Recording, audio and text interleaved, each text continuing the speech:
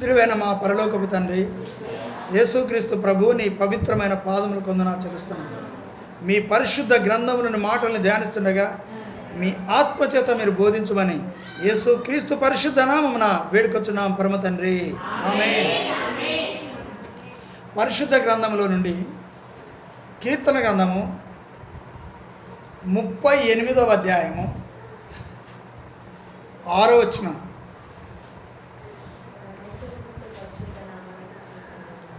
ఆమేన్. నేను శ్రమ గట్టి చదువు. నేను శ్రమ చేత మిక్కిలి కృంగి ఉన్నాను, దినమెల్లా దుఃఖాక్రాంతుడనై సంచరించి ఉన్నాను. చాలు. కనుక ప్రియమైన దేవుని బిడ్డారా, ఇక్కడ భక్తుడు దేవుని యందు, యెహోవా యందు భయభక్తులు కలిగినటువంటి వ్యక్తి, దేవుని యందు మంచి నిరీక్షణ కలిగినటువంటి వ్యక్తి, యెహోవా యందు పరిపూర్ణత కలిగిన వ్యక్తి. కనుక ఇక్కడ కొన్ని సందర్భాల్లో చూసినప్పుడు ఇక్కడ భక్తుడు అంటాడు, నేను శ్రమ చేత మిక్కిలి కృంగి ఉన్నాను. శ్రమ చేత. కనుక ఈ లోకంలో శ్రమ అనేది క్రీస్తునందు విశ్వాసం ఉంచిన వారికి వస్తుంది, క్రీస్తును విశ్వసించిన వారికి కూడా శ్రమ వస్తుంది. ఎందుకంటే మనము మానవులము, మనుషులం మనం. కనుక ఈ యొక్క సృష్టిలో ఉన్న కొన్ని పరిస్థితులు, విధానాలను బట్టి మనిషికి కొన్ని శ్రమలనే వస్తూ ఉంటాయి, మనుషుల ద్వారా వస్తూ ఉంటాయి. మన శరీరంలో రోగముల చేత శ్రమ వస్తుంది, లేకపోతే చేతబడి శక్తుల ద్వారా వస్తుంది, దయ్యపు శక్తుల ద్వారా వస్తుంది, ఇతరులు మనని శ్రమ పెట్టడం వల్ల వస్తుంది. మరి అపవాది నానా విధములుగా మన యొక్క దేహమును పాడు చేస్తూ ఉంటాడు, మన మనస్సును పాడు చేస్తూ ఉంటాడు, ఎన్నో వేదనలు కలగజేస్తూ ఉంటాడు, మన కుటుంబంలో ఎన్నో కలవరము కలిగిస్తూ ఉంటాడు. మన కుటుంబంలో మన పిల్లలను బట్టి, లేదా భర్తను బట్టి, భార్యను బట్టి, ఈ విధంగా చాలా విషయాల్లో శ్రమ అనేది ప్రతి మనిషికి సంభవిస్తూ ఉంటుంది. అప్పుడు శ్రమ వచ్చినప్పుడు మనం ఏం చేస్తామంటే బహుగా కృంగిపోతాము. మనము శ్రమ చేత కృంగిపోతూ ఉంటాం. మరి కృంగిపోయినప్పుడు కొన్నిసార్లు మనకి ఏ ఆలోచన వస్తుందంటే, ఎందుకు ఈ శ్రమలను బట్టి నేను చచ్చిపోతే బాగుండు అనుకుంటాం, లేకపోతే ఉరి పెట్టుకొని చచ్చిపోతా, లేకపోతే బావిలో పడి దూకిపోతే చచ్చిపోతే బాగుండు, ఆ చెరువులో పడి చచ్చిపోతే బాగుండు, ఆ గోదావరిలో పడి చచ్చిపోతే బాగుండు, ఆ నదిలో పడి చచ్చిపోతే బాగుండు, ఆ కరెంటు పట్టుకొని చచ్చిపోతే బాగుండు. ఈ విధంగా మనకు శ్రమ వచ్చినప్పుడు ఆ శ్రమను బట్టి కృంగిపోయినప్పుడు అపవాది ఎన్నో ఆలోచనలు కలిగిస్తూ ఉంటాడు. అందుకే వాక్యంలో భక్తుడు ఒక మాట చెప్తా ఉన్నాడు. చూడండి, యాకోబు పత్రిక 4వ అధ్యాయం 13 వచ్చింది కదండి. 4:13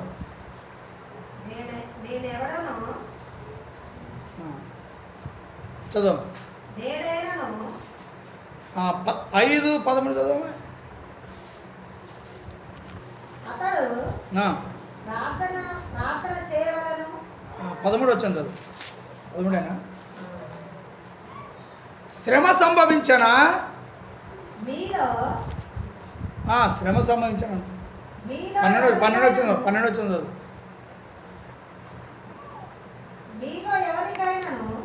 మీలో ఎవరికైనాను ఎన్నో వచ్చినా అది 13.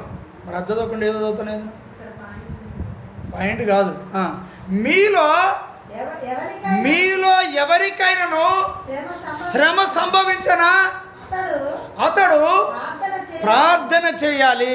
ఏం చేయాలా అంటే ఎవరు చేస్తారు ప్రార్థన?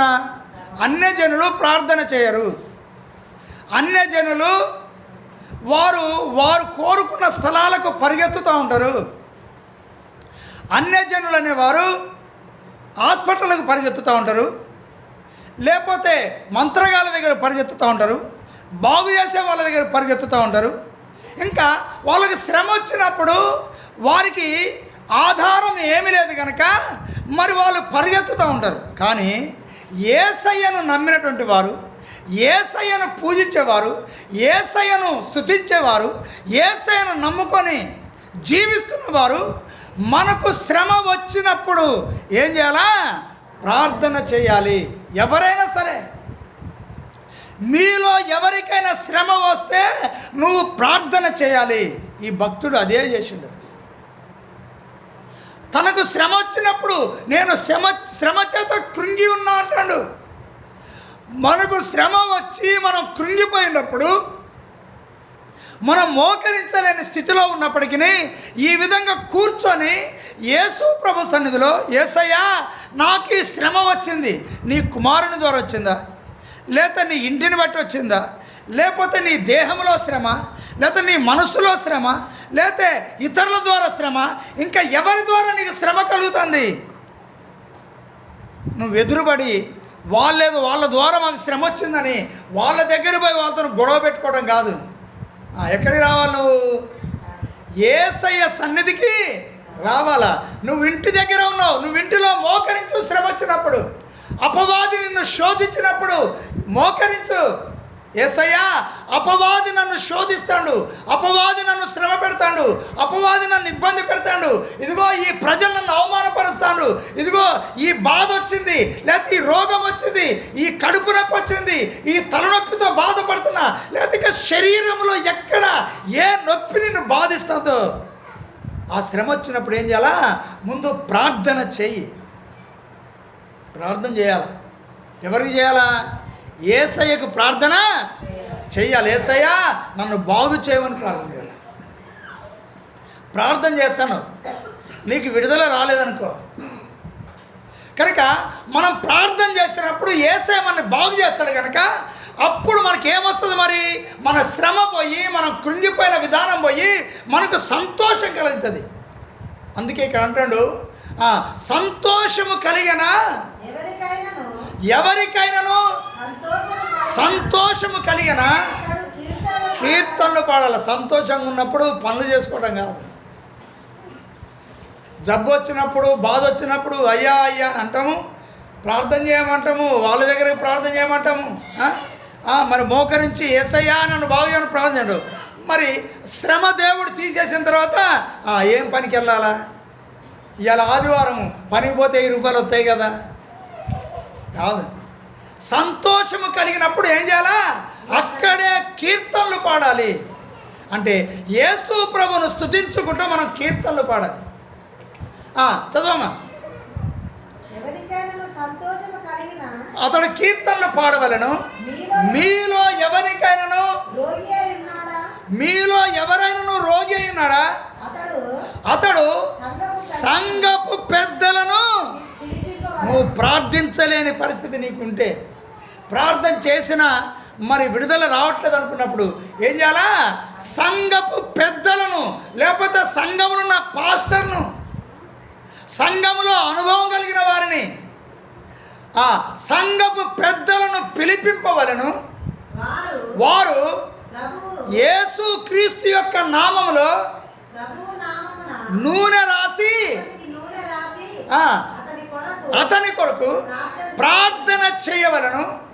విశ్వాస సహితమైన ప్రార్థన ఆ రోగిని స్వస్థపరచును. అతడు పాపములు చేసిన వాడైతే పాప క్షమాపణ పొందుతాడు. ఎందుకు? ప్రభు అతన్ని లేపుతాడు కనుక. విశ్వాస సహితమైన ప్రార్థన ఆ రోగిని స్వస్థపరచును. ప్రభు అతన్ని లేపుతాడు. అతడు పాపము చేసిన వాడైతే పాప క్షమాపణ పొందుతాడు. ఒకవేళ చేసిన పాపాన్ని బట్టి ఆ రోగం వస్తే ఆయన క్షమాపణ పొందుతాడు. అందుకే ఈ భూమి మీద మనము లోకంలో జీవిస్తున్నప్పుడు మనకు ఒక రోగం వచ్చింది. ఆ రోగాన్ని బట్టి ప్రభు సన్నిధికి వచ్చినప్పుడు, దేవుని సేవకులు ప్రార్థన చేసినప్పుడు ఏం చేసిండు? యేసు ప్రభువుని స్వస్థపరిచిండు. అంటే మనం విశ్వాసముతో ప్రార్థన చేయాలి. శ్రమ సంభవిస్తే కృంగిపోవద్దు. ఏం చేయొద్దు? శ్రమ సంభవిస్తే కృంగిపోవద్దు. బాధ వస్తే కృంగిపోవద్దు. కష్టం వస్తే కృంగిపోవద్దు. ఎందుకు? నేను నమ్మిన నా యేసయ్య ఉన్నాడు, ఈ శ్రమలోంచి నన్ను విడిపిస్తాడు, ప్రార్థన చేయమన్నాడు అని వెంటనే ఈ వాక్యం గుర్తు రావాలా. వచ్చి మనం మోకరించి ప్రార్థన చేస్తే ఆ శ్రమ తొలగిపోద్ది. ఎట తొలగిపోద్ది? ఆయన తీసేస్తాడంతే. నీకు బలం సరిపోకపోతే నీ యొక్క సహోదరులను పిలుచుకో. నాకు ఇలాంటి పరిస్థితి, మాకు శ్రమ వచ్చింది, ఉపవాసం ఉండి ప్రార్థన చేద్దాం రండి అని చెప్పి పిలుచుకొని ఉపవాసం ఉండి ప్రార్థన చేయండి, దేవుడు తొలగిస్తాడు. కనుక ప్రేమ దేవుడులారా, శ్రమలో నుంచి మనం విడిపింపబడాలి. అది ప్రార్థన ద్వారానే. మనం దిక్కులతో ఎక్కడెక్కడో పరిగెత్తదు. ఎవరో వచ్చి చెప్తారు, మన బంధువులు వస్తారు, వచ్చేసి ఎందుకమ్మా యేసుని నమ్ముకున్నావు, నీ బాధే పోవట్లేదు, ఇదిగో ఒక ఆయన అక్కడ బాగు చేస్తాయని ఉన్నాడు, మేము అట్నే బాగాను, నువ్వు అక్కడికి పోవాని అని చెప్తే ఒకవేళ పోయినాం అనుకో, అయిపోయినట్టే మన జీవితం. ఒకవేళ జబ్బు వచ్చింది, చచ్చిపోయాను, కానీ ఏం సంపాదించుకోవాలా? పరలోకాన్ని సంపాదించుకోవాలా. అంతేగాని జబ్బు వచ్చింది కదా అని ఎవరో చెప్పిన మాట పట్టుకొని ఆ బాగు చేసిన దగ్గరికి పోతే నువ్వు ఇటుగావు అటుగావు, ఎటు నరకానికి వెళ్ళాల్సి వస్తుంది. అందుకే శ్రమ వచ్చినప్పుడు మనం ప్రార్థన చేస్తే యేసే మనం విడిపిస్తాడు. విడిపించకపోయినా పర్వాలేదు, నిరీక్షణ కలిగి ఆయన స్వస్థత కోసం ఎదురు చూడాలి. ప్రియమైన దేవుని బిడ్డలారా, యోబు భక్తుడు చూడండి, యోబు గ్రంథము 2వ అధ్యాయం ఒక మాట ఉంటుంది. యోబు గ్రంథము 2వ అధ్యాయం 6వ వచనం చదవమా. అందుకు యెహోవా అతడు నీ వశమున ఉన్నాడు. ఇంకో కొద్దిగా 6 7వ వచనం చదవమా. అతని భార్య 7వ వచనం చదువు.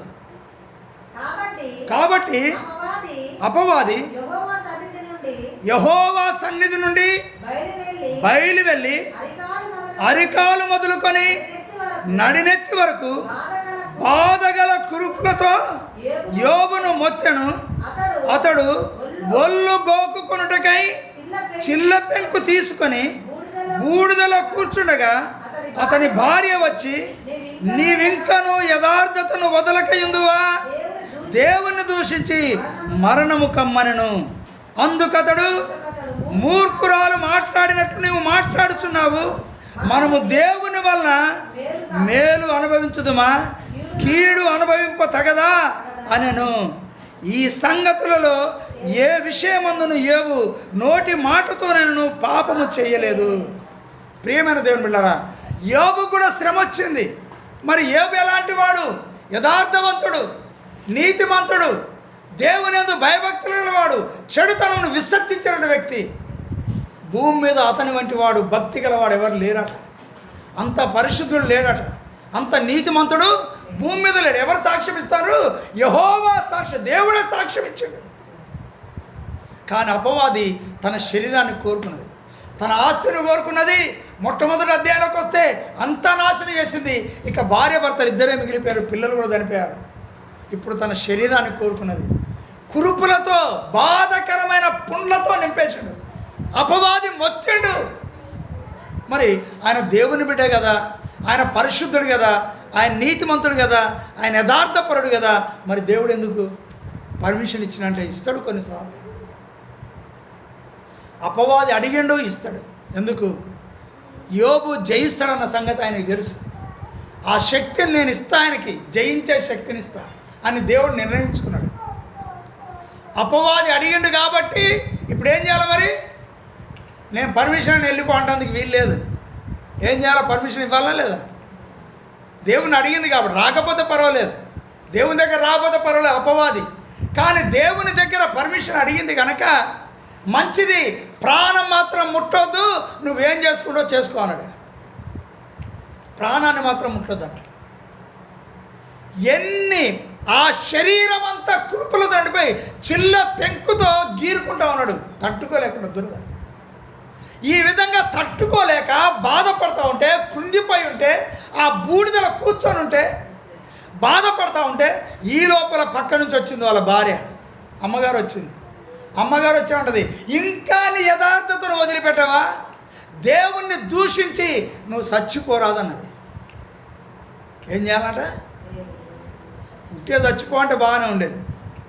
ఎవరిని దూషించాలా? దేవుణ్ణి దూషించి చచ్చిపో. దేవుణ్ణి దూషిస్తే ఏముంటుందిగా? పరలోకం ఉందాగా? లేదు. శ్రమ వచ్చిందని దేవుని కొంతమంది ఏం చేస్తారు, ఇంట్లో ఎవరైనా చనిపోయారనుకో, కాయలపడి చనిపోయారనుకో, వాళ్ళు వేసుకుని నమ్ముకున్నారు. ఇంట్లో భర్త చనిపోయాడు, భార్య చనిపోయింది, లేకపోతే ఎవరో పిల్లలు ఎవరో చనిపోయారు. చనిపోతే ఏం చేస్తాడు? ఓ ఆ దేవుడి దగ్గర పోతే ఆ దేవుడు కూడా బ్రతికేయలేదు అని చెప్పేసి పిచ్చి పిచ్చిగా మాట్లాడు. ఇక ఆ తర్వాత వాళ్ళు దేవుని వదిలిపెట్టేస్తారు. కనుక ఇక్కడ భార్య కూడా ఏం చేసింది? దేవుణ్ణి దూషించి మరణం కాని వచ్చి భార్య చెప్తా ఉంది. అప్పుడు మూర్ఖురాలను మాట్లాడినట్టుగా నువ్వు మాట్లాడుతూ ఉన్నావు. మనం దేవుని వల్ల మేలే పొందాలా? ఇప్పటిదాకా మేలే పొందాను, ఎంతో ఆస్తి ఐశ్వర్యాలతో ఆనందించాను. ఇప్పుడు శ్రమ వచ్చింది, బాధ వచ్చింది, కష్టం వచ్చింది, ఇప్పుడు దూషించాలా? మరి మంచిగా ఉన్నప్పుడే దూషించమని అనొచ్చు కదా. శ్రమ వచ్చినప్పుడు ఎందుకు దూషించాలా? మంచిగా ఉన్నప్పుడు ఎందుకు దూషించద్దు అని గద్దించిండు ఆమె. తర్వాత దేవుడు ఆయనను స్వస్థపరిచిండు. స్వస్థపరిచి రెండంతలుగా దేవుడు మళ్ళీ ఆయనకి ఇచ్చిండు. రెండంతలుగా దేవుడు ఆశీర్వదించాడు. కనుక ప్రియమైన దేవుడారా, ఎందుకు? శ్రమ వచ్చినప్పుడు ఆయన నిలిచున్నాడు. శ్రమ వచ్చినప్పుడు భార్య నిందిస్తే ఆయన నిలిచున్నాడు. స్నేహితులు వచ్చి ఆయన అవమానపరుస్తుంటే ఆయన నిలిచున్నాడు. దేవుని కోసమే కనిపెట్టుకున్నాడు. నా దేవుడు ఏదో ఒక రోజు స్వస్థపరుస్తాడు, నన్ను విడిపిస్తాడు, నన్ను బాగు చేస్తాడు, నన్ను తిరిగి ఆశీర్వదిస్తాడు అని నిరీక్షణ కలిగి ఎదురు చూస్తూ ఉన్నాడు. ప్రియమైన దేవుని బిడ్డలారా, ఒక్కసారి మీ జీవితంలో మీరు పరీక్షించుకోండి. మన దేవుడు మన విడిచిపెట్టేవాడు కాదు. నేనెన్నడూ విడవను ఎడబాయనని యేసు సెలవిచ్చాడు. చూడండి, ఒక్క మాట చదువుకొని ప్రార్థన చేద్దాం. కీర్తన గ్రంథము 18వ అధ్యాయం